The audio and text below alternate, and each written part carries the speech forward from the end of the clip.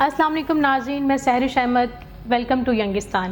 آج ہم بات کریں گے نعمان عبدالمجید صاحب سے عوام کے معاشی حالات پر۔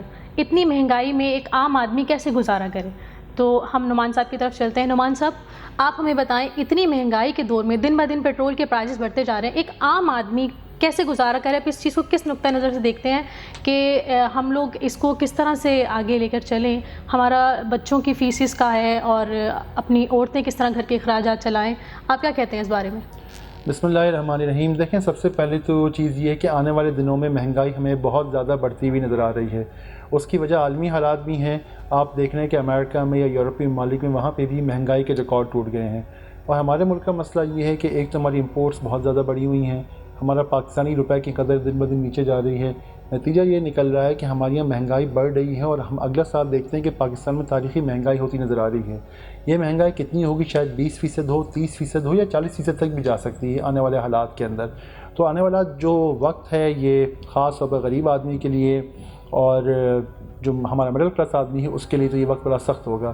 اب دیکھیں، ہوتا یہ ہے کہ جب بھی معاشی حالات سخت ہوتے ہیں نا، تو اس میں اس کے دو طرح کے سینیریوز بنتے ہیں۔ ایک تو یہ ہوتا ہے کہ بندے کی آمدن کا، ایک تو یہ ہے کہ اخراجات بڑھ رہے ہوں بندے کے، اور ساتھ ساتھ آمدن میں اضافہ ہوتا جا رہا ہو، تو بندہ کہتا ہے کہ چلو ٹھیک ہے، ایک طرف اخراجات بڑھ رہے ہیں اور جو ہے آمدن بھی بڑھ رہی ہے، تو آپ کسی نہ کسی طرح اپنے خرچے میٹ کر لیتے ہیں۔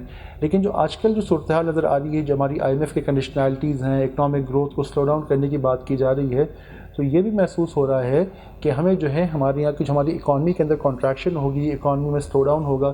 نتیجہ یہ ہوگا کہ شاید جس طریقے سے عمومی طور پر ہم کاروبار کرتے ہیں، لوگوں کی آمدنیاں اتنی اس طریقے سے نہ بڑھ سکیں۔ اب ایک طرف اگر آمدن میں اضافہ نہ ہو رہا ہو اور اخراجات بڑھ رہے ہوں، تو یہ بہت زیادہ مشکل کا باعث بن جاتی ہے۔ اب دیکھیں، سوال جیسا کہ آپ نے کہا کہ عام آدمی اس سلسلے میں کیا کرے۔ عام آدمی کے پاس بھی دو ہی آپشن ہے کہ یا تو اپنے اخراجات کو کنٹرول کرنے کی کوشش کرے یا آمدن کو بڑھانے کی کوشش کرے۔ اب دیکھیں، پریکٹیکلی اسپیکنگ یہ کہنا تو بہت آسان ہے کہ اخراجات کو کم کرے، لیکن ہمارا ایک مڈل کلاس آدمی اور غریب آدمی کہاں سے اپنے اخراجات کو کنٹرول کرے گا؟ وہ تو ویسے ہی بیر منیمم کم سے کم میں اپنے معاملات کو جو ہے نمٹا رہا ہوتا ہے۔ اس لیے ضرورت اس عمر کی ہے ہم ذرا کنسٹرکٹیو سوچیں، پروڈکٹیو سوچیں، اور ہم ایسے آپشنس پہ غور کریں کہ آنے والے دنوں میں لوگ اپنی انکم کو بڑھانے کے لیے کیا کیا کر سکتے ہیں۔ ایگزیکٹلی، میں بھی آپ سے یہی پوچھنا چاہ رہی تھی، یہی کہنا چاہ رہی ہوں، کیونکہ کاروبار نہیں ہے باہر، روزگار نہیں ہے، اور اخراجات بڑھ رہے ہیں، یہ کنٹرول میں نہیں آ رہی چیزیں، اور عام آدمی نکل کے بھی نہیں آ رہا باہر، اس بارے میں بات نہیں کرنا چاہ رہا۔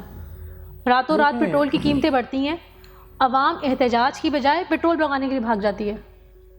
دیکھیں، بات یہ ہے کہ عوام کے اپنے مسائل بھی ہیں، کہ ہمارے شاید قوم کا مزاج بھی ہے، اور ویسے بھی دیکھیں کہ ہم تاریخ کو اٹھا کے دیکھیں کہ سڑکوں پہ آنا اور انقلاب لانا، یہ اس سے کبھی بھی عوامی مسائل حل نہیں ہوتے جب تک کہ یا تو یہ ہوگا کہ آپ اتنی سسٹینڈ اسٹرگل، خیر ہم اس طرح کبھی بات کر سکتے ہیں کہ کسی بھی قوم میں جب انقلابی تحریکیں چلی ہیں تو وہ کس طریقے سے کامیابی ہوئی ہیں، لیکن اس کے لیے 1 یا 2 دن کے احتجاج سے کام نہیں چلتا، اس کے لیے ایک بہت لمبی اسٹرگل کرنی پڑتی ہے۔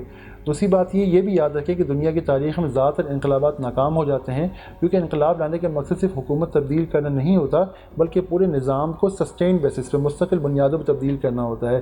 آپ انقلاب فرانس کی ہسٹری دیکھ لیں، آپ رشین ریولوشن کی دیکھ لیں، آپ چائنیز ریولوشن کی ہسٹری دیکھ لیں، تو آپ کو اندازہ ہوگا ایسا نہیں، آپ ایرانین ریولوشن کو دیکھ لیں، ایسا نہیں ہوتا کہ اوور نائٹ انقلاب آنے کے بعد، نئی لیڈرشپ آنے کے بعد آٹومیٹکلی عوام کے حالات تبدیل ہو جاتے ہیں، بلکہ عوام کے حالات خراب بھی ہو جاتے ہیں۔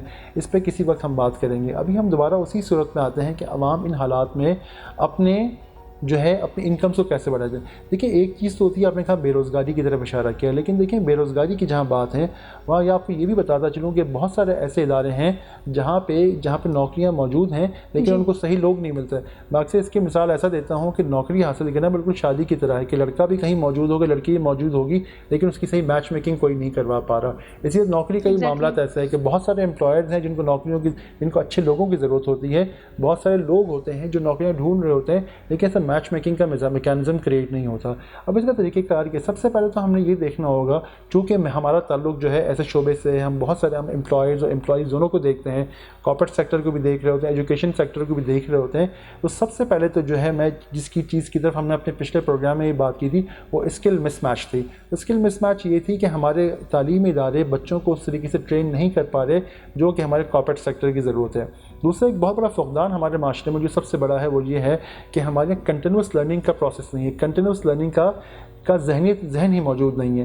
ہمارے یہاں چاہے مرد ہوں چاہے عورتیں ہوں، ان کا یہ ہمارے یہاں سوچ یہ ہے کہ ایک بار تعلیم مکمل کر لی یا ایک بار شادی ہو گئی تو کتابوں کو ہاتھ لگانا، پڑھنا، اخبارات کو پڑھنا، ڈاکومنٹریز دیکھنا، اس کو وہ حرام سمجھتے ہیں. جب تک آپ کو یہ نہیں پتہ ہوگا کہ معاشرے میں ڈیولپمنٹس کیا ہو رہی ہے، کارپوریٹ سیکٹر کیا سوچ رہا ہے، کس قسم کی ٹیکنالوجیز آ رہی، تب تک آپ اپنے آپ کو کیسے گروم کریں گے. تو سب سے امپورٹنٹ چیز یہ ہے کہ کنٹینیوس لرننگ پہ فوکس کیا جائے. وہ کس طریقے سے کیا جائے، اس سے پیسے کیسے بنائے جا سکتے ہیں، میرا خیال ہے اس پہ ہم جو ہے اپنے آنے والے دنوں میں اس پہ ہم بڑی تفصیل سے بات کریں گے. جی بالکل، ضرور. بہت شکریہ نعمان صاحب. نعمان صاحب نے آج جن چیزوں پر ہمیں اشارہ کیا ہے، جن باتوں پر، اس پر ہم اپنے بات کریں گے نیکسٹ ایپیسوڈ میں. بہت شکریہ. دیکھتے رہیے ینگستان.